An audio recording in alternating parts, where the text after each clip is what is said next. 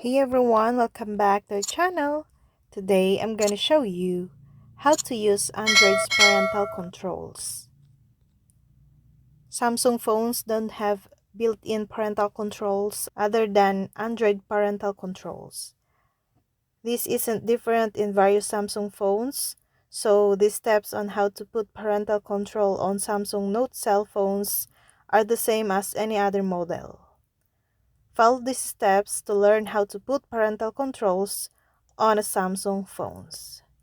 First, open your phone settings, scroll down and tap Digital Wellbeing and Parental Controls.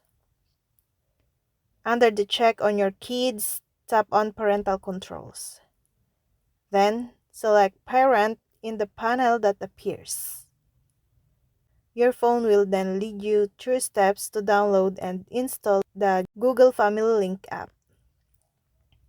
If you can't find parental controls on your phone, you can still download and install Google Family Link from the Google Play Store, provided your phone runs on Android 7.0, Nougat, or later version.